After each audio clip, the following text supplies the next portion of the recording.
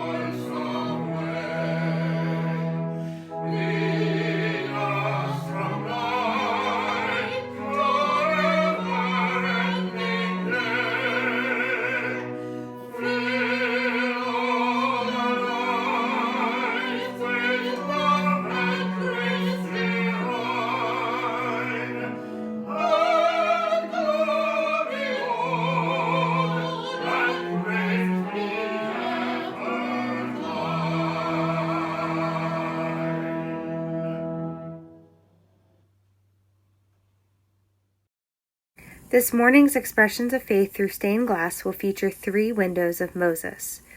The first window is dedicated to Staff Sergeant Stephen K. Roos, whose name may seem familiar as he's one of our war dead. Stephen was a member of the Ridgewood High School class of 1924. He was active in sports and sang in the Glee Club. After attending NYU and Cooper Union, he worked on Wall Street and for the Sperry Gyroscope Company. Stephen served in the U.S. Army Air Force during World War II. On a bombing mission over Rabaul on October 12, 1943, his plane was attacked and ditched at sea. He was awarded the Air Medal and is listed on the tablets of the missing at Manila American Cemetery in Manila, Philippines. He was age 37 at time of his death. He is remembered not only in our stained glass window, but also on our tree of life. The person of Moses represents our Judeo-Christian heritage, the law of the Lord. We see him holding in his arms the 2 tablets upon which the 10 Commandments are engraved. His sandaled feet are firmly implanted on the sacred mountain of God. Above his flowing beard, there is a sense of divine radiance shining from his face. His eyes reveal the mercy of the Lord, which gave the people another chance. The next window we'll look at is also a window of Moses over the entrance to the sacristy, in memory of Dorothy Sanger. The left panel shows Moses holding the 2 tablets of stone with the 10 commandments. The upper right corner has the red flames of the presence of God. The center panel shows Mount Sinai on the left. Bolts of lightning can be seen. The hand of God is within more red flames. The right panel continues the majesty of Mount Sinai and shows the Israelites led by Aaron and Miriam, gazing in awe of the mount. The last window we'll look at is Moses at the Red Sea, dedicated in 1977 by the Massey Memorial. This is the center of salvation history of the Hebrew people. On the right, the people of Israel are marching from Egypt, and the main figure is carrying a basket representing all of his belongings. The upper right insert in a cloud shows the chariot of Pharaoh and his army raising a cloud of dust in pursuit. The chariot and Pharaoh are in red to show military power. In the center panel is Moses with his staff outstretched at the direction of God. "Why do you cry to me?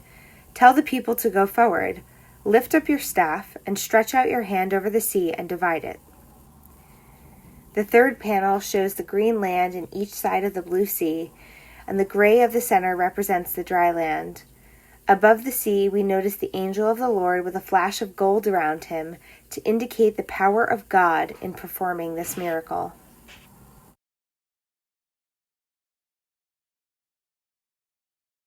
This morning we will look at the chancel furniture and pews and hymnal boards in our sanctuary. The various pieces of furniture in the chancel, together with the pew ends, were made from the original designs drawn by architect H.S. Waterbury in consultation with Dr. Veach and Mr. Lynn of the DeLong Furniture Company of Philadelphia, Pennsylvania. Each piece is 15th century Gothic in motive and harmonizes with the architecture of our building. The 2 hymn boards, installed one on either side of the chancel, are a gift of Mr. F.S. Abercrombie in memory of his father and mother, Robert and Susan Hunter Abercrombie. The style of architecture is simple but massive, and the Gothic motive prevails as in all other pieces of the church furniture. And now our musical offering, God is My Rock.